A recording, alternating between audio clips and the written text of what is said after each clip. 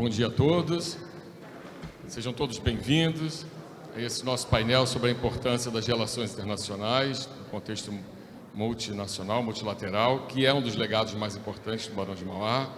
Eu sou André Marini, do Grupo Bandeirantes, diretor-geral do Grupo Bandeirantes.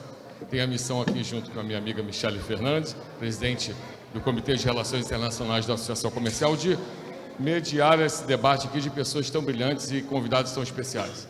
Queria começar não só agradecendo a presença de todos, mas em especial o convite e parabenizar o Dr. José Vilar e sua diretoria por esse evento fantástico, importante, potente para o Rio de Janeiro que a gente está realizando aqui. Parabéns, José, e parabéns a todo o time da Associação Comercial. Nós temos uma missão aqui, que é moderar um debate logo depois do Anselmo Góes, um mito da comunicação, um grande mestre, inspirador, que trabalhamos anos juntos, continuamos amigos. Aquela coluna do Anselmo é uma fonte de inspiração permanente para todos nós do Rio de Janeiro. Então, temos um desafio aqui, que é moderar pós-Anselmo Góes, mas a gente vai encarar esse desafio. A Michele vai explicar para a gente um pouco do painel agora e um pouco da dinâmica e como vai se dar esse nosso painel, para depois a gente começar o debate, tá ok? Então, com vocês, por favor, Michele Fernandes.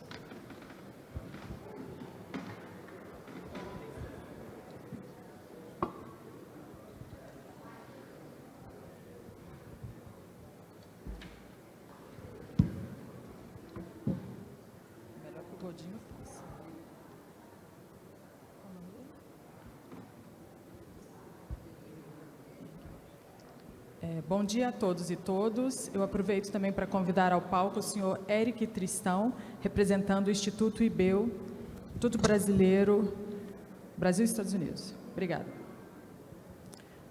Bom, agora vamos iniciar. Deixa eu só ajustar aqui.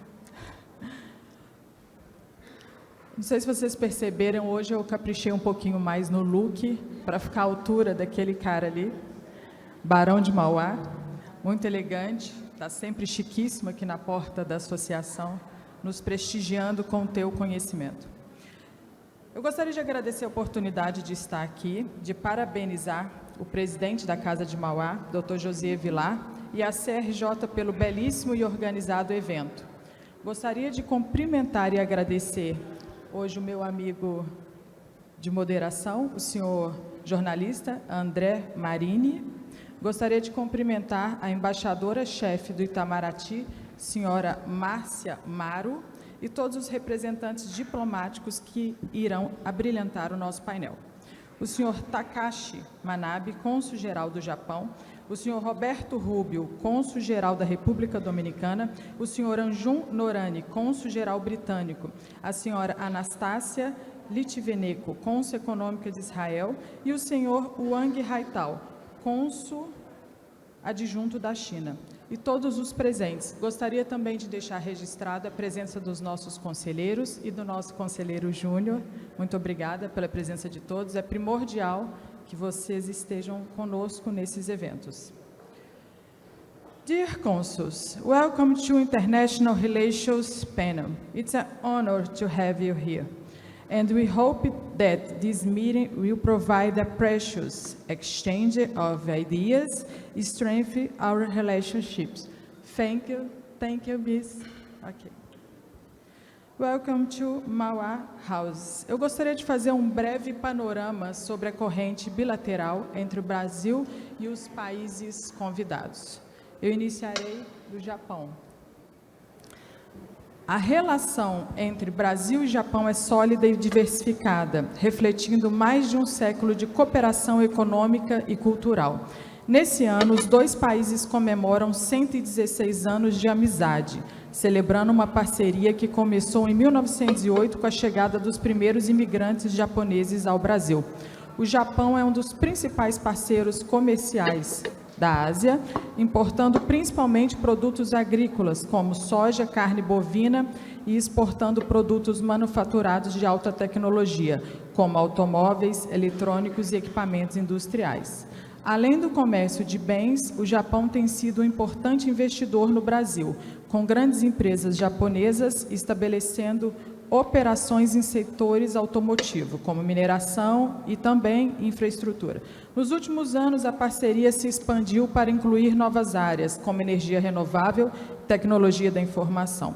As comemorações de 116 anos de amizade refletem o compromisso contínuo de ambos os países em fortalecer suas relações comerciais e culturais, promovendo o desenvolvimento econômico mútuo e a cooperação em questões globais. Arigatô. Agora nós vamos para a República Dominicana. Por outro lado, a relação entre a República Dominicana e o Brasil tem se fortalecido ao longo dos anos, refletindo uma corrente comercial em crescimento entre os dois países. O Brasil, como uma das maiores economias da América Latina, exporta principalmente produtos como cereais, máquinas para transporte terrestre, açúcar, outros maquinários e papel. Por outro lado, a República Dominicana, com sua economia diversificada, exporta para o Brasil produtos como químicos, farmacêuticos, instrumentos cirúrgicos, preparações à base de cereais, plásticos, tabaco e retalhos de tecido. Além das exportações e das importações tradicionais, a República Dominicana tem se posicionado estrategicamente como hub logístico para exportações brasileiras, aproveitando sua localização no Caribe. Esse posicionamento facilita também o acesso aos mercados norte-americano e europeu, tornando o país um ponto estratégico para a distribuição de produtos brasileiros. Essa estratégia fortalece os laços econômicos e amplia as oportunidades de negócio entre os dois países, promovendo uma colaboração mutuamente benéfica. Eu gostaria de falar agora sobre a China. Esse ano, nós comemoramos 50 anos das relações diplomáticas China-Brasil.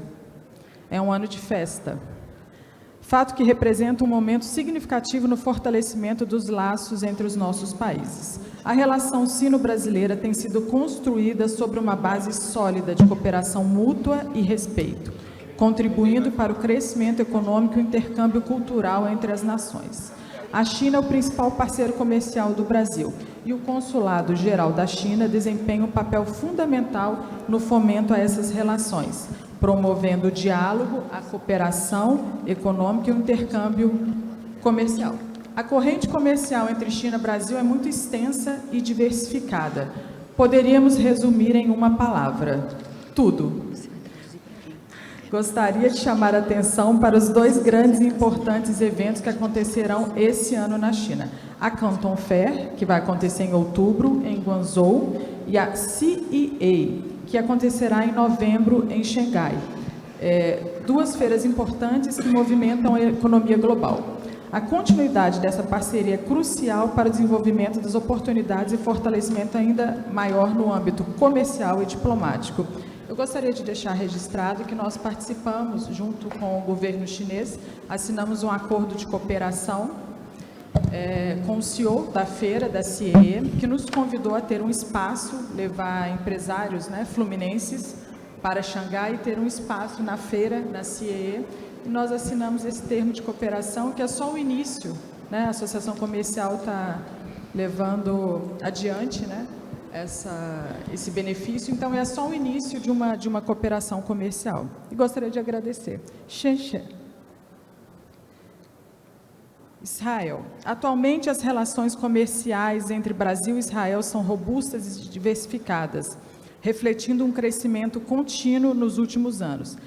Israel tem sido um parceiro estratégico para o Brasil, principalmente em áreas como tecnologia, defesa, segurança, agricultura e inovação. O comércio bilateral entre os dois países tem mostrado uma tendência de crescimento, com as exportações brasileiras de produtos agrícolas, como carne e açúcar, e importações de Israel, principalmente de produtos de alta tecnologia e de equipamentos de segurança e defesa. Em 2023, o comércio entre os dois países atingiu cifras significativas, impulsionados por uma série de acordos de cooperação e investimento mútuos. Além disso, a relação comercial é marcada por iniciativas de cooperação, especialmente no setor de agrotecnologia, que é de grande interesse do Brasil devido à força agrícola. Toda Rabá. Vamos para o Reino Unido. A relação bilateral entre o Brasil e Reino Unido tem grande importância econômica, sendo marcado por uma balança comercial diversificada. Em 2023, o Brasil exportou principalmente produtos como ouro, café, veículos, destacando-se também as commodities agrícolas, como a soja. Por sua vez, o Reino Unido exporta para o Brasil produtos farmacêuticos, máquinas e equipamentos industriais, fortalecendo setores tecnológicos, industriais e o agronegócio no comércio internacional. A assinatura de acordos como de dupla tributação entre os dois países em 2022 reforçou o fluxo de investimentos e a segurança jurídica para os investidores de ambas as partes. Esse movimento é essencial para fomentar um ambiente de negócios estável e previsível, contribuindo para a ampliação do comércio e da cooperação em inovação e sustentabilidade. Thank you. Daremos início agora ao nosso painel. Vou passar para o meu colega mediador Mariane, para que ele possa começar a chamar os cônsules para explanação. Muito obrigada.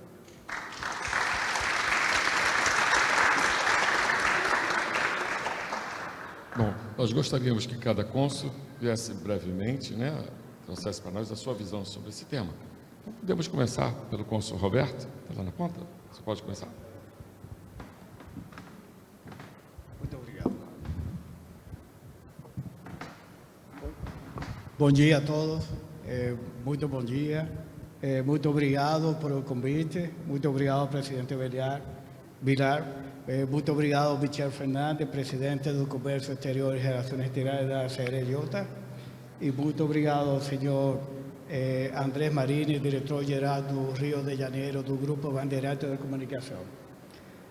Meus colegas aqui presentes, bom dia, e todo o público que nos visita.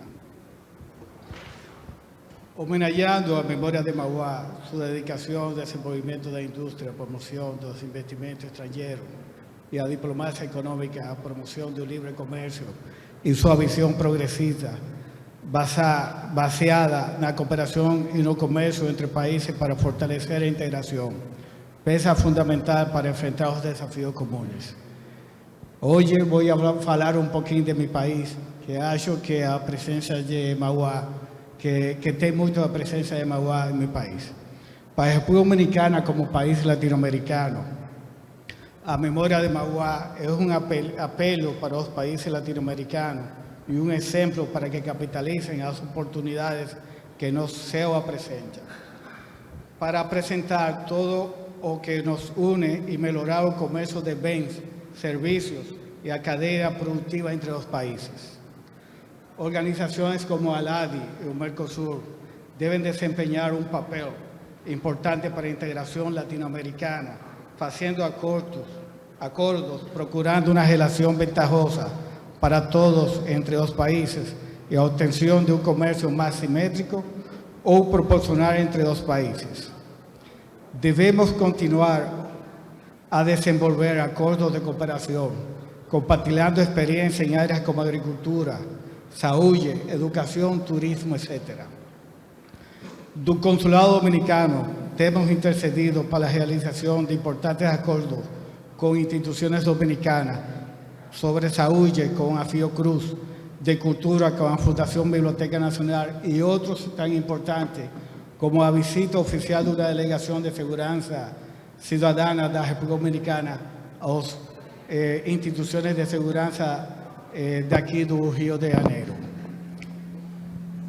Os nossos países latino-americanos têm uma grande vantagem e é que não temos grandes diferenças culturais. Temos paz e falamos praticamente uma única língua. A República Dominicana pode ser uma peça importante na projeção do mercado latino-americano em áreas como o Caribe e a América Central e dar mais peso ao bloco comercial latino-americano. Basta olhar os aumentos anuais do comércio da República Dominicana com países sul-americanos como o Brasil e a Argentina, que crescem de forma surpreendente. Estou convencido de que la República Dominicana es un país de oportunidades para Río de Janeiro y para o Brasil. Es un país de 48.000 kilómetros cuadrados, localizado en el Caribe, es un local geográficamente privilegiado. Tiene una población de 12 millones de habitantes y hoy es la séptima mayor economía de América Latina, con un PIB nominal de 2023 de 121.000 millones de dólares. Atrás apenas dos grandes países como Brasil, México, Argentina, Colombia, Chile y Perú, y acima de países sudamericanos como Ecuador, Uruguay, Paraguay, Bolivia y Venezuela. Por tanto, tornou-se a maior e mais importante economia da América Central e do Caribe, com um crescimento nos últimos anos de 6,37%, e está posicionada de acordo com o Banco Mundial como um país de renta média alta e como um país de alto índice de desenvolvimento humano, segundo as Nações Unidas.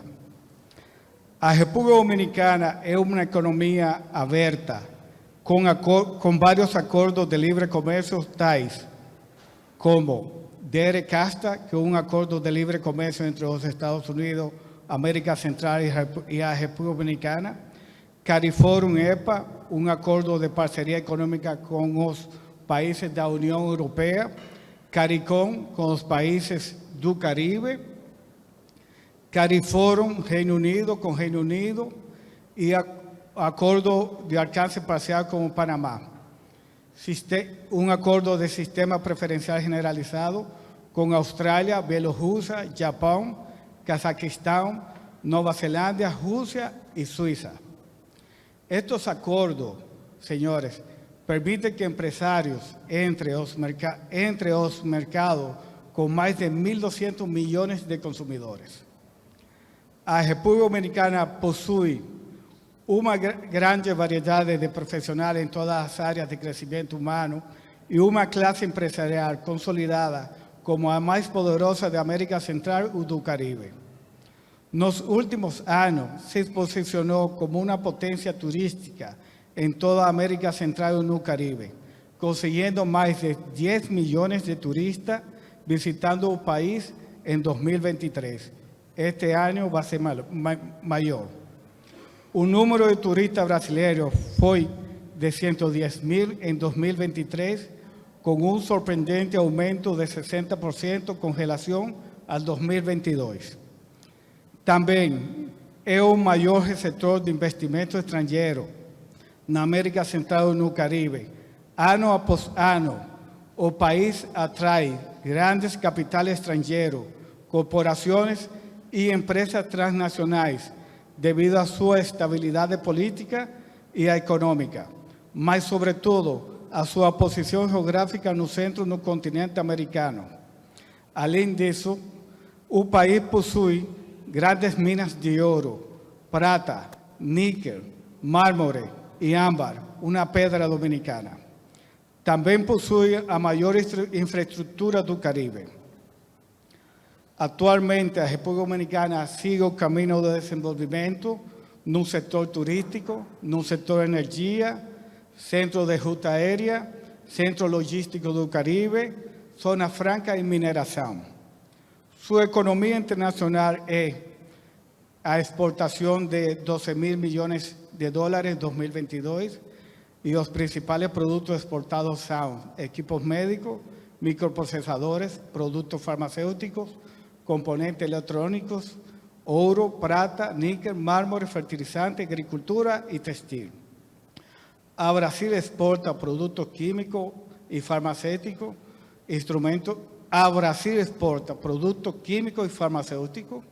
instrumentos quirúrgicos, preparação à base de cereais, produtos de plástico, tabaco e restos textéis.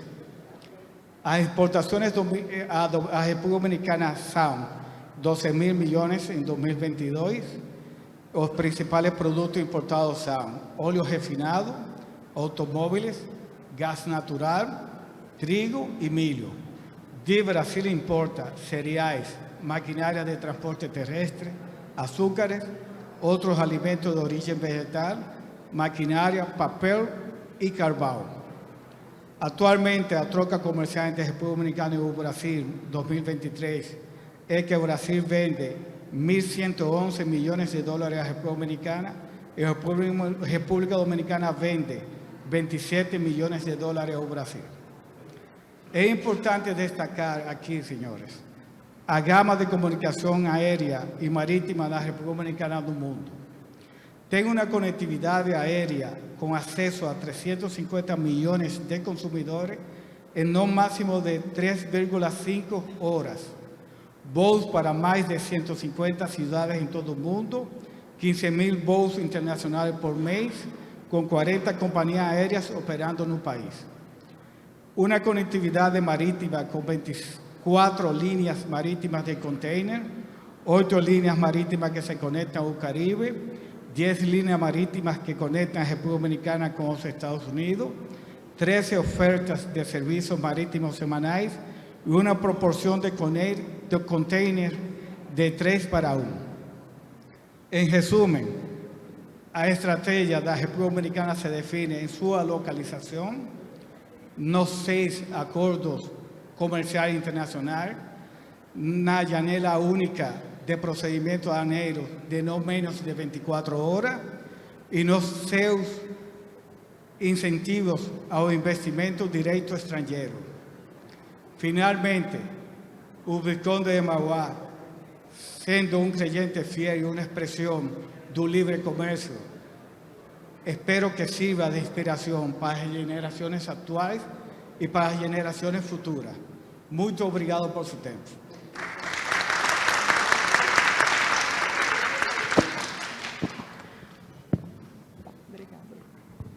Senhor Roberto Rubio, muito obrigada pela exposição.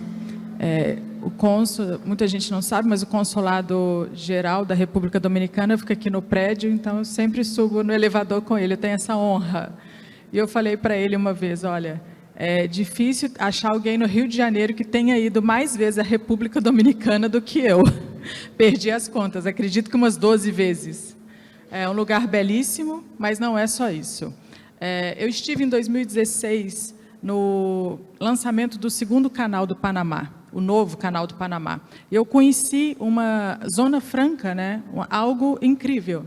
O Panamá, para quem não sabe, é um hub logístico e conversando com o senhor Roberto Rubio, eles estão fazendo a mesma coisa na República Dominicana.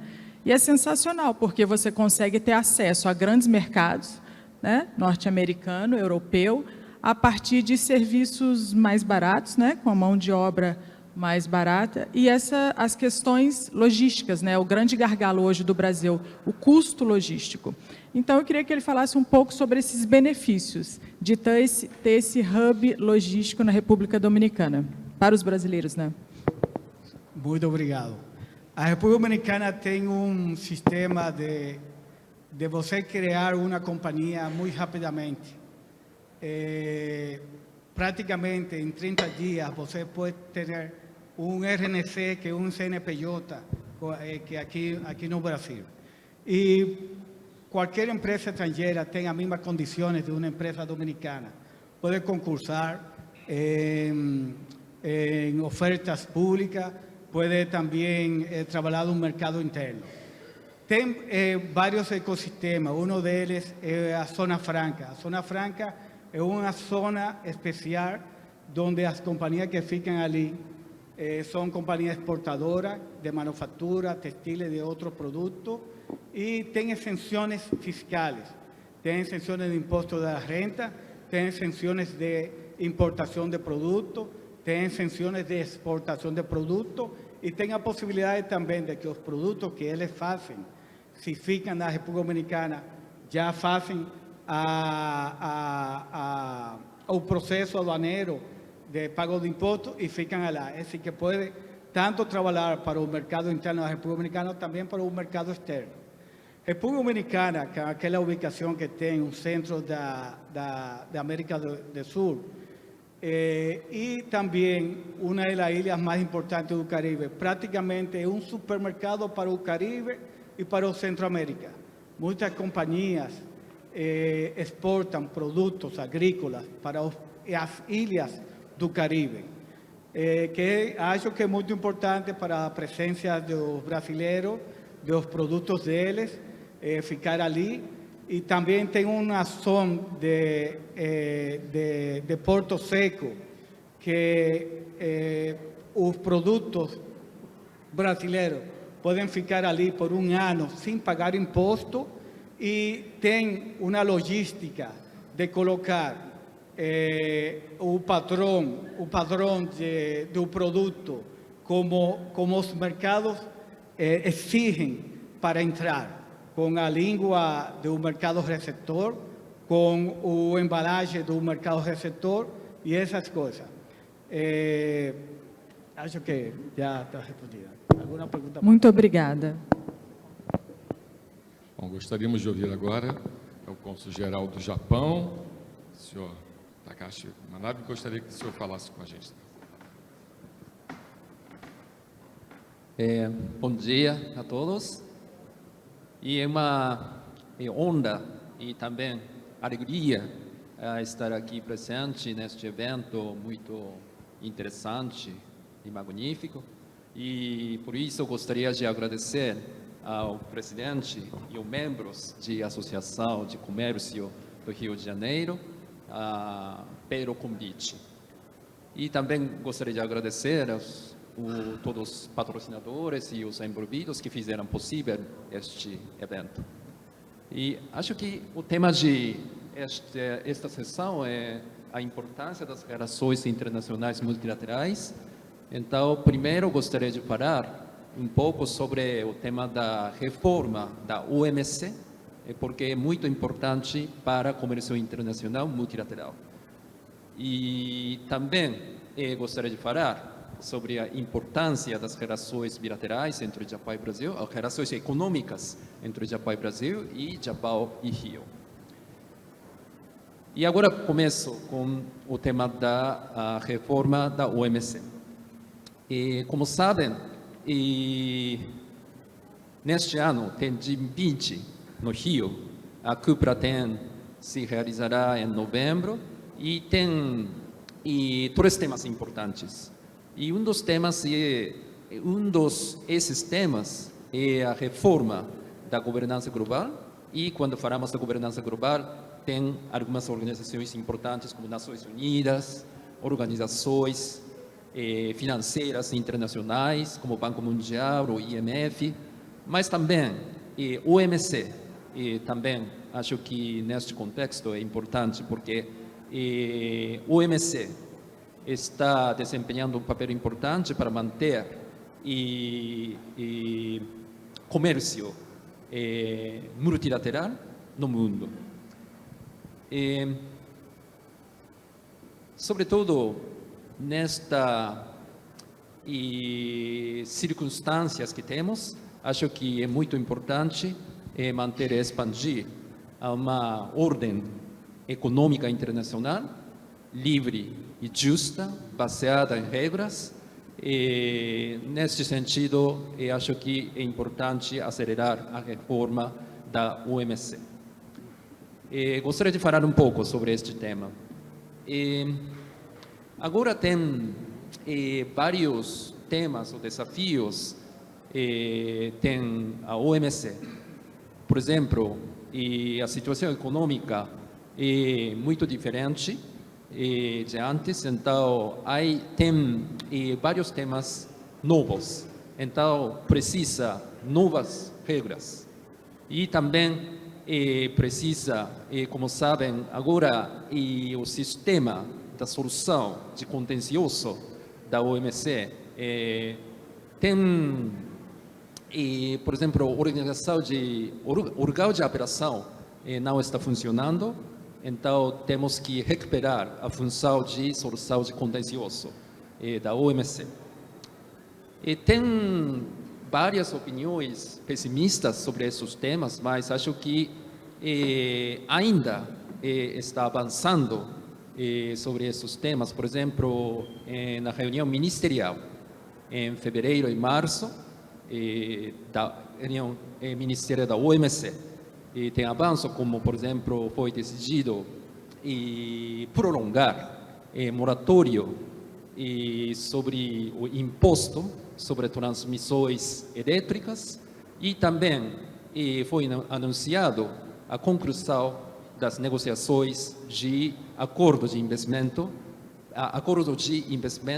para o desenvolvimento, acordo de facilitação de investimento para o desenvolvimento. E sobre o tema de a solução de contencioso, concordaram para realizar o sistema de solução de contencioso completa, que funciona bem, até 2024, então, este ano. Então, tem muitos desafios, mas está avançando algumas coisas na OMC. E, neste sentido, acho que é importante que Japão e Brasil continuem colaborando para avançar e realizar a reforma da OMC. Este é o primeiro ponto que gostaria de destacar. E, sobretudo, este ano é comemorativo para a OMC, porque este ano é 30 anos da assinatura do acordo da OMC em 1994 e também 80 anos da reunião de Bretton Woods em 1944. Então, neste ano é muito importante para avançar a reforma da OMC. Segundo ponto é as relações econômicas entre Japão e Brasil. Relações econômicas entre Japão e Brasil são muito fortes, muito boas, pelos muitos esforços das empresas japonesas e também governos, ambos os governos e outras organizações públicas, como no caso de Japão, JICA, JETRO, etc. E teve muitos projetos importantes conjuntos, como Ujibinas, Senibra, Prodecer. Não sei, vocês sabem sobre Prodecer, é um projeto para desenvolver o Cerrado do Brasil, que tornou o Cerrado como lugar principal da produção de soja. E agora está exportando muito soja para a China, ao Japão, a outros países. Então, é um dos projetos muito importantes da cooperação entre os dois países. E também, no Brasil, tem aproximadamente 700 empresas japonesas que estão operando no Brasil e estão contribuindo ao desenvolvimento econômico do Brasil através da criação de empregos, transferência tecnológica. E também as empresas japonesas dão muita importância ao desenvolvimento dos recursos humanos, ou formação de empregados. E, nesse sentido, as empresas japonesas estão contribuindo muito à economia do Brasil. Mas, no México, por exemplo, tem aproximadamente 1.500 empresas japonesas. Então, considerando que o Brasil é maior que o México, a economia do Brasil é maior que a economia do México, então acho que tem mais possibilidades para estreitar as relações econômicas entre o Japão e o Brasil. Sobre áreas concretas de cooperação ou relações econômicas no futuro, acho que tem algumas áreas destacadas, com destaque. No G20, um dos temas prioritários é desenvolvimento sustentável e transição energética. Esses temas, acho que os temas muito importantes para as relações econômicas no futuro.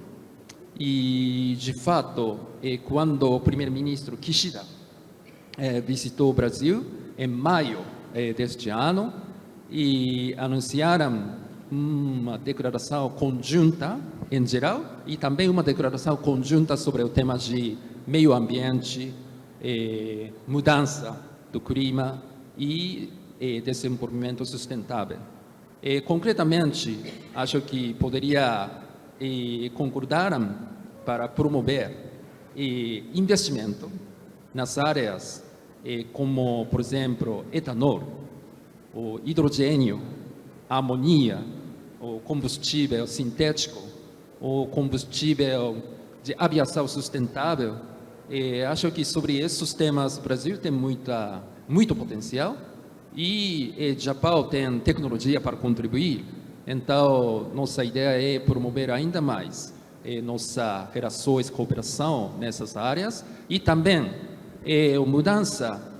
Sobretudo, acho que sobre o tema de energia, ouvi dizer que Rio era ou foi capital do Brasil e agora é capital do G20, mas também ouvi dizer que Rio é capital de energia do Brasil, pela produção de petróleo, mais de 80% da toda a produção do Brasil, e também gás natural, acho que é mais ou menos 70% da produção do Brasil, e também tem únicas usinas nucleares. Então, nesse sentido, sobre o tema de energia, acho que Rio pode ter um papel muito importante nas cooperações entre o Japão e o Brasil. Então, acho que em novembro tem Cupra e acho que vai visitar o primeiro-ministro. Então, acho que terá algum avanço sobre esses temas e espero que possamos estreitar ainda mais as relações econômicas entre Japão e Brasil e Japão e Rio. Muito obrigado. Muito obrigada, senhor cônsul. A minha pergunta era na área de energia. O senhor acabou respondendo, mas eu gostaria de parabenizar uma ação que o Consulado do Japão tem feito, que é sobre as mulheres relevantes, né? Através da Cônsul de Econômica, existe um movimento de um grupo de mulheres que trabalham empreendedoras e CEOs também, de empresas japonesas. E esse grupo tem se reunido e tem formulado também, né, um avanço ainda maior nessa área. Então, parabéns pela iniciativa do teu consulado, né? Algo muito importante, dar valor a essas mulheres. E eu gostaria, já que você falou um pouco de OMC, eu gostaria de saber da tua visão sobre a mediação. Né? Você estava falando sobre controvérsias, OMC, e aí eu gostaria de que você pudesse expor para a gente a visão sobre mediação. Como que vocês encaram essa nova maneira de resolver os conflitos? No contexto comercial, principalmente. Boa pergunta. Acho que para manter a ordem econômica internacional livre, justa, baseada em regra, é muito importante que funcione muito bem o sistema da solução de contencioso e para resolver os temas comerciais entre os estados. E neste sentido, acho que como neste momento o órgão de operação não está funcionando, como sabem, então temas de mediação também é muito importante. Acho que é muito importante para resolver os conflitos contenciosos. Temos que utilizar qualquer medida e ainda podemos utilizar os sistemas de contencioso e também a mediação e diálogo também são importantes e acho que isso é muito importante. E também é possível utilizar outras estruturas. No mundo tem muitas estruturas plurilaterais, ou minilaterais, ou bilaterais. Por exemplo, como G20 é um deles, o APEC também. Antes do G20 tem Cupra de APEC no Peru, Lima. E também tem acordo de livre comércio plurilateral, como CPTPP, o RCEP e IPEF. Acho que também é muito importante para solucionar os problemas através de esses marcos e também acordos de livre comércio bilaterais também. Muito obrigado. Muito obrigada. Obrigado, cônsul Manabe. José, sabe que o cônsul Manabe, além de ser um especialista em gastronomia, né, uma cozinha maravilhosa, ele é um super atleta. Você que joga, ele foi jogador de futebol no Japão, é um jogador profissional, então não arrisque jogar com ele. É isso, amigo do Zico, amigo do Zico. Obrigado. Vamos ouvir agora, por favor, a embaixadora Márcia Mauro, que ela é a chefe do escritório regional do Itamaraty aqui no Rio de Janeiro. Bem-vinda, embaixadora. Muito obrigada. Cumprimento aqui os colegas que estão no nosso painel. Bom dia a todos.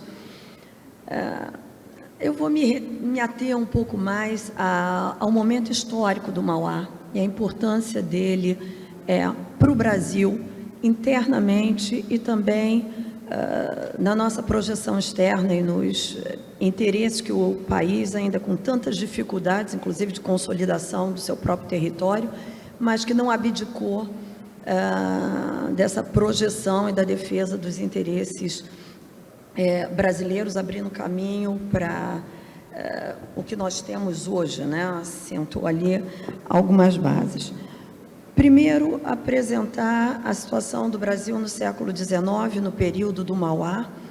Logo depois do século XIX, foi um período de enormes transformações para o Brasil, que começa com a vinda da família real portuguesa e uma colônia afastada, com monopólios, que não era aberta ao comércio internacional, a abertura dos portos em 1808, o que é o começo de uma inserção do Brasil no que seria a economia global e, sobretudo, a partir da independência, como um país defendendo seus próprios interesses. As transformações se aceleraram a partir do Segundo Reinado, de 1840, entre a independência e 1840, o Brasil teve grandes dificuldades de consolidar seu território, vários levantes secessionistas, e foi um período de grande estabilidade.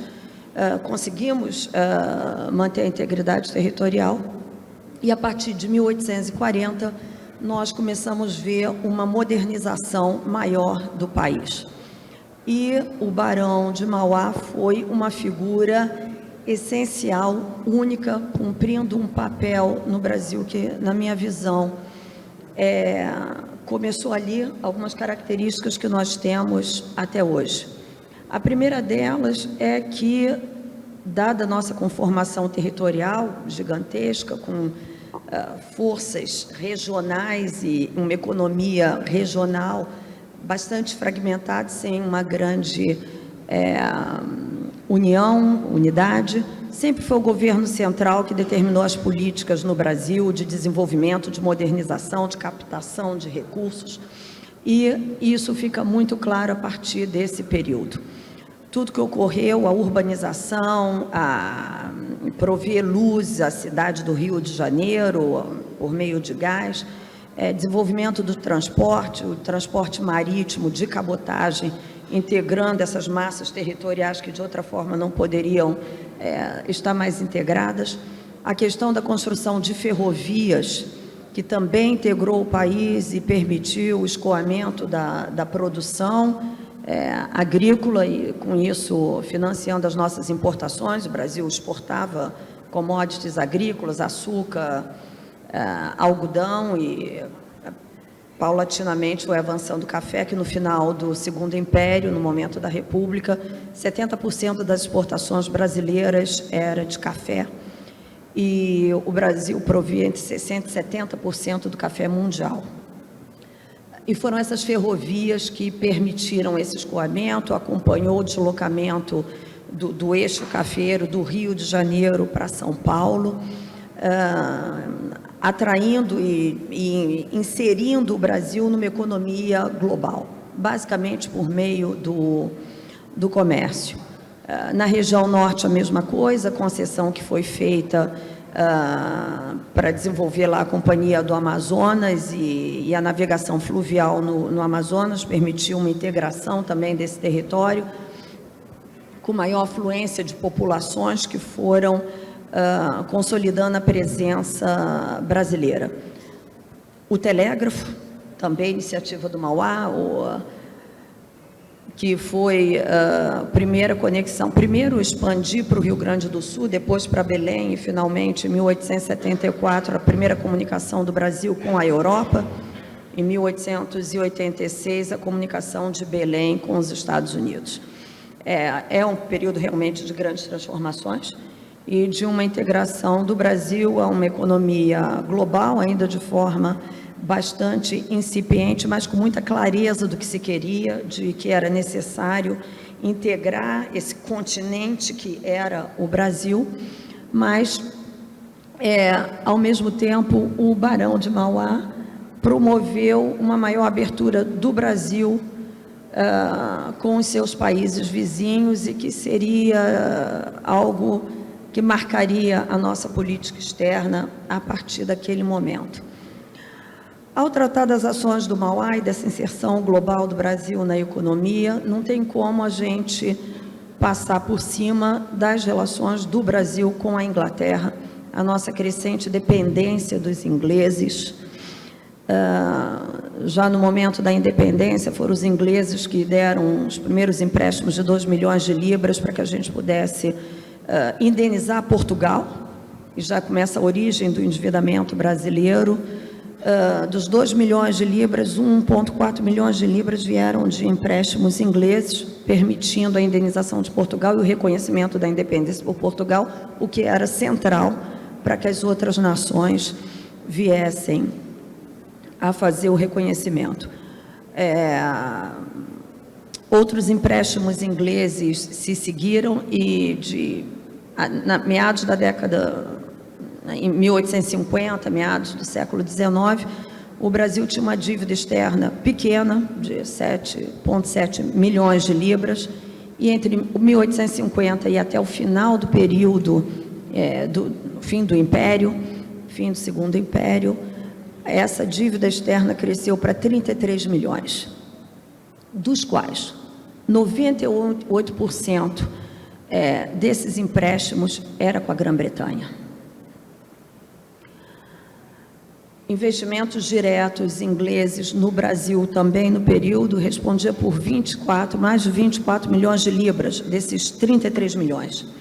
Portanto, foram os investimentos externos ingleses que permitiram esse desenvolvimento ainda incipiente da infraestrutura brasileira, mas absolutamente necessário. E o Barão de Mauá foi central nisso. Muito visionário, atuando como um braço do governo na área do desenvolvimento econômico e de permitir, as estratégias eram estabelecidas e o Barão de Mauá tinha a capacidade de realizar aquilo, de transformar aquelas necessidades brasileiras, que elas fossem atendidas. A primeira delas era a questão do financiamento, né? A criação do Banco do Mauá em 1851, mais à frente ele cria um banco em Londres e ele foi responsável pela atração desses investimentos que permitiram o financiamento dessa infraestrutura, das ferrovias, do telégrafo, do transporte, os portos, a criação do estaleiro Mauá, que permitiu essa navegação de cabotagem, e mais à frente foi importantíssima na Guerra do Paraguai, ao assegurar a produção, 1/3 dos navios brasileiros que atuaram na guerra foi produzido no estaleiro de Mauá. É impressionante a transformação num período tão pequeno e a capacidade de execução quando há vontade política, a determinação do Brasil de fazer. Isso seria uma marca do país que a gente veria todo ao longo da nossa história, gerando surpresas e às vezes até críticas de países que têm uma formação nacional diferente da nossa. No nosso caso, não havia uma sociedade organizada e que as políticas fossem definidas da base para cima, mas sim do Estado para baixo. E o Mauá foi esse instrumento. Um país que não tinha estoque de capital nenhum para promover, e ele teve essa capacidade de buscar. Não só ele buscou os capitais ingleses, que era o que era possível, mas ele tentou que fosse com bancos brasileiros. ele tentou, naquele momento, a Grã-Bretanha, no final do século XIX, meados do século XIX, ela detinha 50% da frota marítima do mundo. Todo o transporte era feito por ele, 50%. E ele procurou diminuir essa dependência, tendo a nossa própria operação comercial. Ele substituiu as casas, ou foi uma alternativa às casas de comércio inglesas, que controlava a exportação e a importação, tendo a sua própria casa de comércio para lidar com as exportações e importações brasileiras. Então, tentar explicar a importância do Mauá no que foi para o Brasil nesse momento de enorme esforço, de uma industrialização muito incipiente, de uma conexão de desenvolvimento de transporte, de infraestrutura urbana. Acho que nunca será demais, muitos trabalhos têm que ser feitos sobre esse personagem, essa capacidade de rapidamente dotar o país dessas necessidades básicas. Mas não foi apenas, né? Ele também teve uma projeção externa, e aqui, de novo, vale a pena lembrar que não foi o Mauá que levou os bancos para o Uruguai, né? Foi o governo brasileiro que demandou esse apoio. Eram os interesses brasileiros que já estavam estabelecidos na região, uma integração entre o Rio Grande do Sul e o Uruguai, que avançava sobre a fronteira uruguaia como se fosse uma continuação. A ameaça de uma fragmentação do Rio Grande do Sul, que acabava em 1835, de sair de Farroupilhas, que foi a maior ameaça à integridade territorial do Brasil. Havia uma pressão do Rio Grande do Sul para que o Império atuasse em defesa dos seus interesses, que já estavam projetados no Uruguai. 30% das terras lá uruguaias estavam em mãos de brasileiros. Nós respondíamos por 10% a 15% da população uruguaia. Esses bancos, o Banco do Mauá e casas comerciais, financiavam e escoavam a produção agrícola do Uruguai, e a mesma coisa foi feita na Argentina, com a presença do banco em Buenos Aires, permitindo o que já havia ocorrido com o Brasil, a maior integração desses centros à economia europeia, aos financiamentos, sobretudo na Praça de Londres, além de uma maior integração do Brasil com esses países, o que não havia. Pouco mais à frente, como decorrência dessa interferência do Brasil, essa dependência, esses interesses do Brasil, vem um fechamento do Uruguai ao Brasil, aos brasileiros, impostos, querendo que os nossos estancieiros lá levavam escravos, e havia uma ameaça a isso, e de novo o Rio Grande do Sul pressionando, o Brasil entra no conflito interno do Uruguai, e em defesa desses interesses brasileiros, o Uruguai pede apoio ao Paraguai, e dando início aí, o Paraguai reage, invade o Brasil no Mato Grosso, e temos aí uma das grandes tragédias do século XIX, que foi a Guerra do Paraguai. É importante frisar que depois das guerras napoleônicas foi a segunda mais sangrenta em todo o período, atrás apenas da Guerra da Crimeia. Acredita-se que até 150 mil pessoas tenham morrido nessa conflagração, e um pouco de justiça ao Mauá, porque eu tive, inclusive, revendo essa bibliografia. O conflito e a presença do Brasil no Uruguai não foi determinada pelos interesses do Mauá.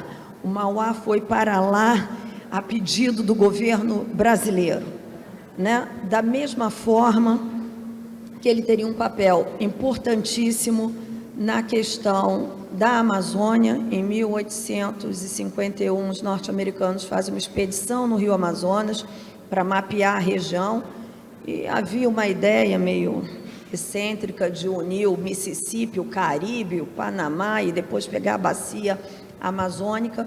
Começaram a pressionar pela abertura da livre navegação do Rio Amazonas. Era um período em que havia muito pouca, escassa presença brasileira no território.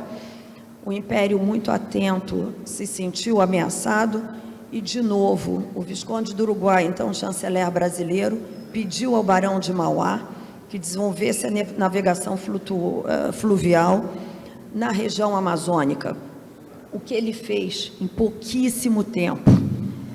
Ao mesmo tempo, criou um estaleiro no Rio de Janeiro para produzir boa parte desses navios. O Brasil segurou firme a posição, protelou tudo que pôde a abertura dos portos, da livre navegação lá, o que era meio incoerente, porque uma das razões do problema na Guerra do Paraguai tinha sido justamente também defender a livre navegação no Paraná, que o Brasil defendia, mas do outro lado a gente segurava. Era uma posição difícil para a nossa diplomacia, mas nós ganhamos tempo, ocupamos mais a região, integramos mais, fizemos acordos comerciais com os países da região para livre navegação. Quando o Brasil finalmente abre o Rio Amazonas à livre navegação em 1867, nós já tínhamos uma forte presença e relações mais sólidas com os países amazônicos da região, o que tornava ali a ameaça norte-americana bastante menor. A razão de eu ter feito esse apanhado geral é porque esse legado do Mauá, ele ainda se reflete na nossa atualidade. Essa necessidade de políticas públicas, não temos mais um Mauá, e ele foi muito útil naquele momento. A história evolui e o Brasil passa a ter o Estado maior condições de formar capital, de acumular. O Estado no Brasil, realmente, em detrimento do setor privado, sempre teve essa capacidade de implementar essas políticas públicas. Mas isso já havia começado no Mauá, onde o Estado não tinha essa capacidade, que o Brasil viria a desenvolver mais à frente, e que é uma característica nossa. Naturalmente, hoje em dia, muito menos essa dependência do Estado, e temos que caminhar nessa direção, mas foi essa a nossa história, foi assim que se formou, e o Mauá foi essencial nesse período. Outro legado importante é que, apesar das nossas mazelas internas, de todas as dificuldades que nós tínhamos e continuamos tendo e que não conseguimos resolver, o país sempre esteve muito atento, desde os seus fundadores lá do Estado Independente, como José Bonifácio, de que o Brasil não poderia abrir mão da defesa dos seus interesses externos, esperando que a gente se organizasse internamente. Então, todo esse processo foi feito ao mesmo tempo em que a gente tentava assegurar e defender os nossos interesses externos, o que acontece ainda hoje, né? Temos graves desafios, mas temos uma diplomacia atuante na defesa desses interesses. Não vou me esticar mais, mas, enfim, ele teve um papel essencial na consolidação do Brasil, na sua integridade territorial, na relação com os vizinhos, numa maior integração com os países da região, que mais à frente viria a se desenvolver. Bem, foi um grande apanhado, muito obrigada.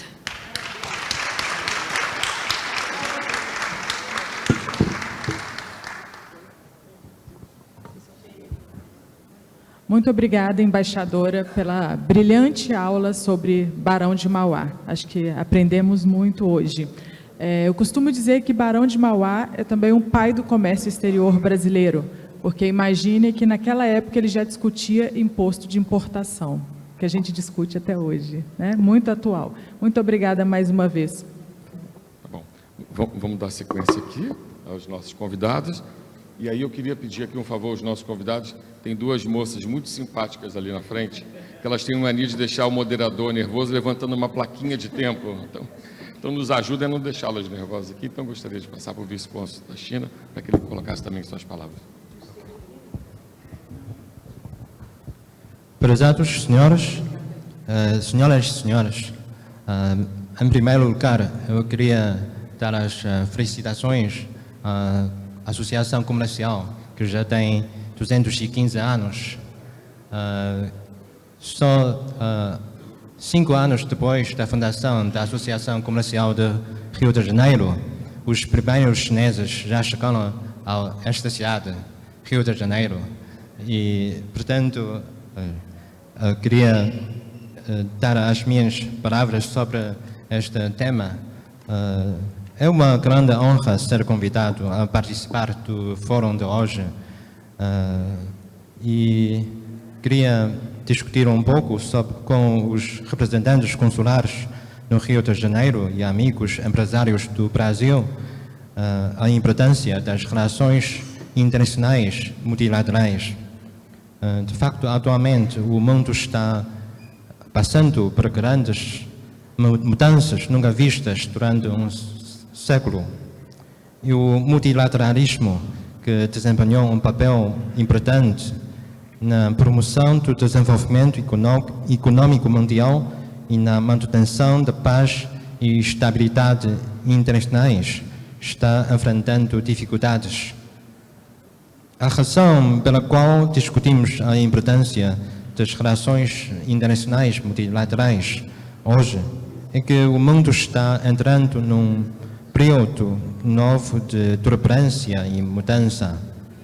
Com a lenta recuperação econômica global, o crescimento insuficiente do comércio, o protecionismo e a pansegurança impactando a economia mundial, e desafios globais como segurança alimentar e energética, mudanças climáticas e desequilíbrios no desenvolvimento aumentando.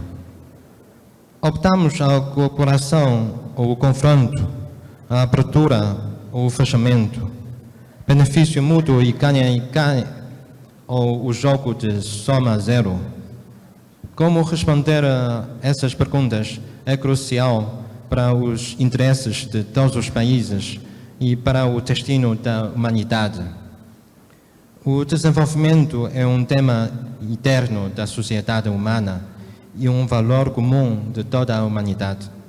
Apesar de muitos desafios, a direção da multipolarização do mundo e da globalização econômica não mudou. Os povos de todos os países anseiam ainda mais pela paz e desenvolvimento, chamam com a voz mais alta por justiça e equidade e buscam de forma mais determinada a cooperação ganha-ganha. A abertura é uma marca distintiva da China contemporânea. Desde a implementação da política de reforma e abertura em 1979, a China criou um milagre de desenvolvimento que atraía a atenção mundial. Hoje, a China já é a segunda maior economia do mundo, o maior país em comércio de mercadorias e um dos principais destinos de investimento estrangeiro. A China é tanto a fábrica do mundo quanto o mercado global. O que mais uma vez prova que a persistência no desenvolvimento aberto é a chave para aproveitar plenamente os recursos e conquistar oportunidades de desenvolvimento. A China é também uma importante contribuinte para a globalização econômica, contribuindo com mais de 30% para o crescimento econômico mundial por vários anos consecutivos. No primeiro semestre deste ano, o PIB da China cresceu 5% na comparação com o mesmo período do ano passado. O total de importações e exportações de mercadorias aumentou 6,1% e o crescimento econômico manteve a posição de liderança em todo o mundo, continuando a ser um importante motor e estabilizador do crescimento econômico mundial. A China sempre praticou o conceito de governança global de ampla consulta, contribuição conjunta e compartilhamento, mantendo e desenvolvendo a economia mundial aberta por meio de ações práticas, através da promoção do desenvolvimento de alta qualidade, da construção conjunta do cinturão e roda, aceleração da implementação da estratégia de melhoria das zonas piloto de livre comércio, promoção da construção das zonas piloto de livre comércio e do Porto de Livre Comércio de Hainan, realização da Expo Internacional de Importação da China e da Expo Global de Comércio Digital. A China tem injetado um novo impulso no desenvolvimento da economia mundial aberta. No contexto do aprofundamento da globalização econômica e a contínua abertura da China para o exterior, a integração da China no mundo é uma exigência interna para o seu próprio desenvolvimento e, ao mesmo tempo, fornece um impulso muito importante para o desenvolvimento econômico mundial. Em julho deste ano, a terceira sessão plenária do 20º Comitê Central do Partido Comunista da China foi realizada com sucesso, destacando a necessidade de aprimorar o sistema e o mecanismo de abertura ao exterior de alto nível, promover ainda mais a liberalização e facilitação do comércio e investimento, e apontar a direção para a China promover a abertura ao exterior de alto nível no presente e no futuro. A China não é apenas o vasto mercado com o maior potencial do mundo, mas também o principal parceiro comercial de mais de 140 países e regiões. Com a melhoria e expansão do mercado de consumo e inovação tecnológica, a economia chinesa manterá um crescimento estável, trazendo mais oportunidades de cooperação para o mundo e injetando mais energia positiva no desenvolvimento global. Damos as boas-vindas a mais países e regiões e empresas a embarcarem no trem bala da reforma e desenvolvimento da China. Senhoras e senhores, este ano marca o 50º aniversário do estabelecimento das relações diplomáticas entre a China e o Brasil. Em 15 de agosto, os dois chefes de Estado trocaram mensagens de felicitações. Atualmente, tanto a China quanto o Brasil estão ativamente envolvidos na governança global, oferecendo soluções inovadoras para os desafios globais. Olhando para o futuro, esperamos que a China e o Brasil trabalhem juntos, aprofundem a cooperação e promovem o alinhamento da iniciativa Cinturão e Roda com a estratégia de reindustrialização do Brasil, impulsionando a cooperação prática em diversos setores para um desenvolvimento de maior qualidade e nível mais alto, beneficiando ainda mais ambos os povos e contribuindo para a construção de uma economia mundial aberta e um mundo mais sustentável, próspero e pacífico. Obrigado a todos. Muito obrigado. François Jun, pode nos dar a sua palavra? Muito obrigado. Bom dia a todo mundo. Eu queria agradecer a todos os outros panelistas e agradecer bastante pelo convite. Especialmente queria agradecer ao meu amigo, o presidente Josier, e através de você, todas as autoridades brasileiras, e a embaixadora Márcia Mara da Silva, e através de você, todas as autoridades internacionais aqui. Sabe, falar...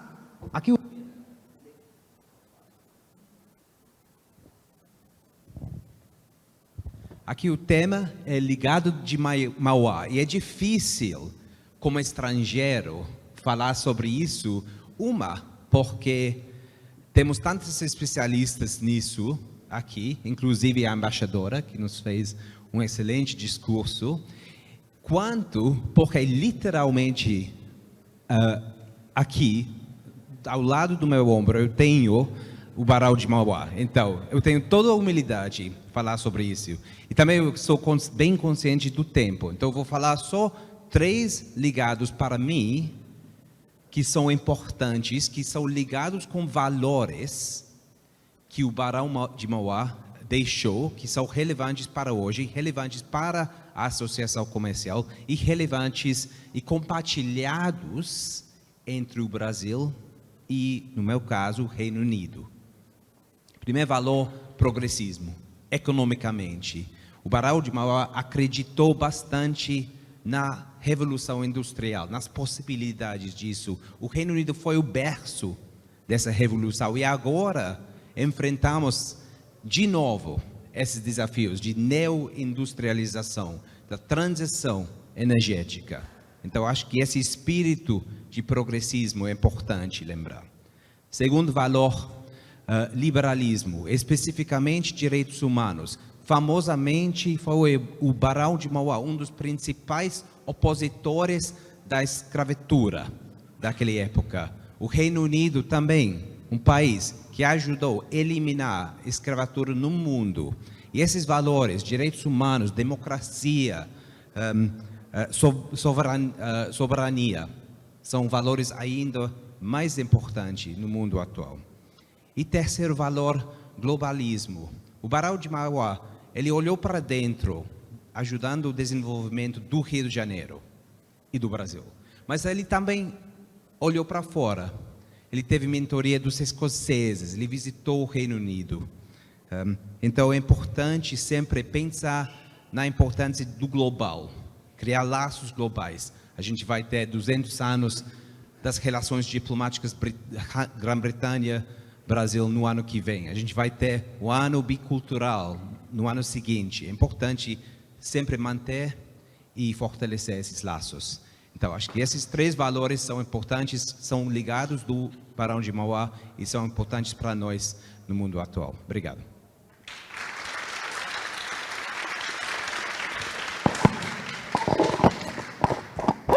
Só aproveitar que o senhor falou menos tempo, para lhe fazer uma pergunta, aproveitar com o senhor Gil. Só para compartilhar aqui com os amigos uma informação e lhe fazer na sequência uma pergunta. O Grupo Bandeirantes estabeleceu no mês passado uma parceria inédita no mundo com a Google.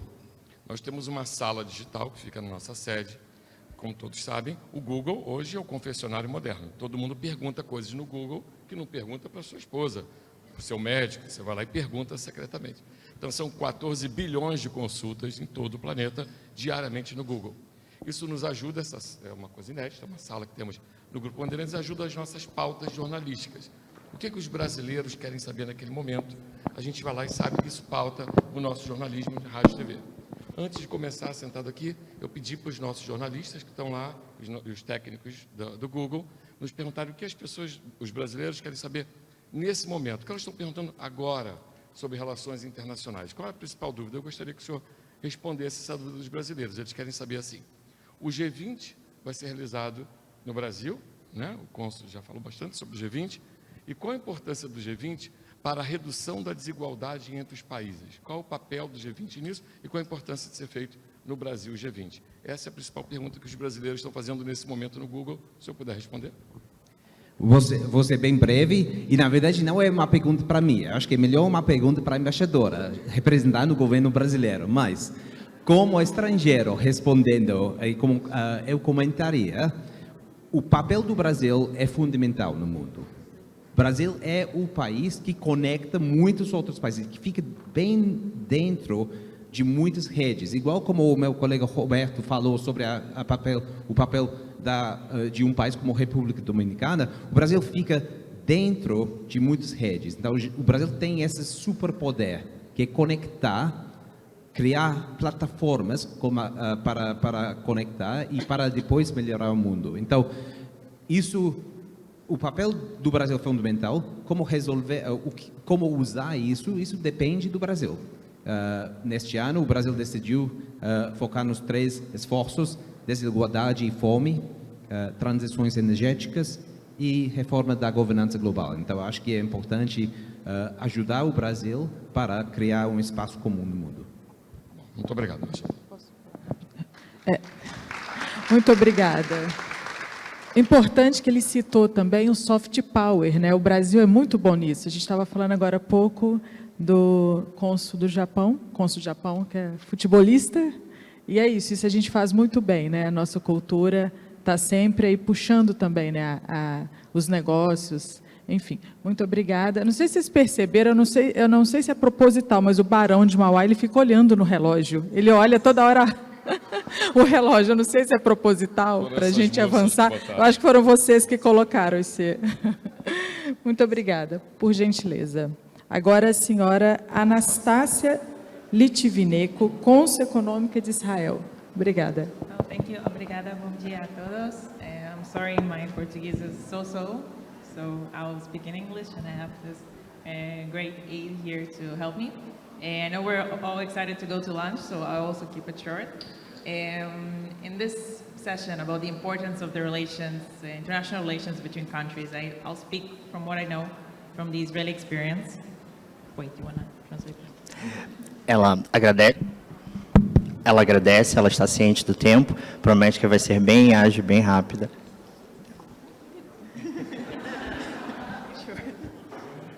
So Israel, many people hear about Israel in the news a lot, and they think of this huge empire of a country, but it's really, really small. You can go from its eastern to western side in less than 2 hours, even less if you have traffic, without traffic.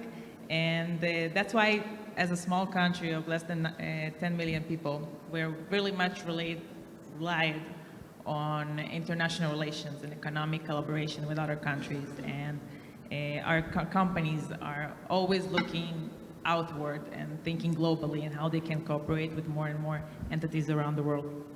Ela diz que, apesar da impressão das pessoas da vastidão do Império de Israel, ela diz que é um país muito pequeno, com uma população de cerca de 10 milhões de pessoas, e para o qual as relações internacionais são muito importantes.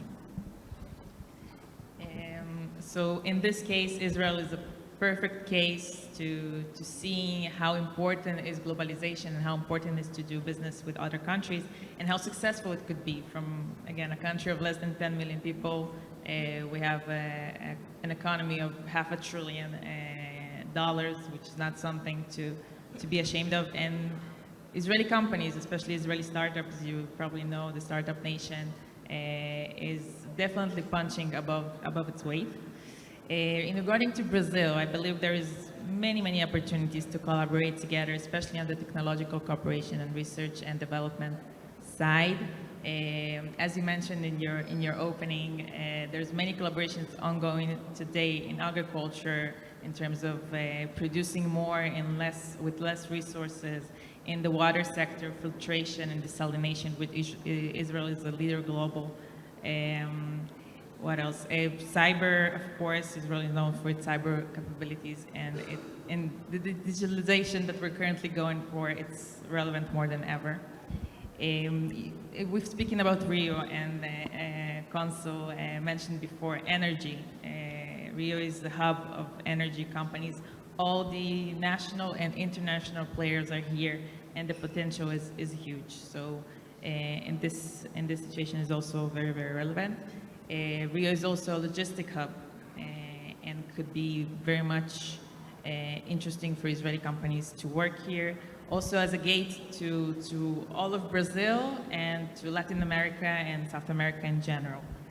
I think that's it. I don't want to take too much of your time, but I think the potential is huge, especially in the technological cooperation part. Brazil is a growing economy with a growing population and a consumer base. And technologies are the future, and it makes things more efficient and more reachable to all of us. So for me, that's the main point and the importance of the relations between Israel and Brazil. Ela reforça o tamanho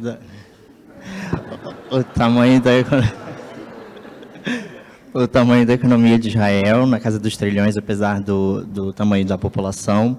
Reforça mais uma vez a importância das relações internacionais para tal, e as parcerias que Israel já tem com o Brasil e Rio de Janeiro. Ela cita alguns exemplos específicos, como a área de pesquisa e tecnologia. Thank you. Obrigada. Thank you. Thank you. Bom, chegamos ao fim do nosso painel. Eu queria que essa plaquinha de encerramento é para nós, né? Tipo, acabou o tempo. Então, queremos agradecer a todos. Eu, especialmente, em nome dos companheiros do Grupo Bandeirantes, quero agradecer ao Dr. Josier, doutora Michele, pelo convite de estarmos aqui. Muito obrigado a todos os convidados. E, para encerrar formalmente, Michele, em nome da Associação Comercial.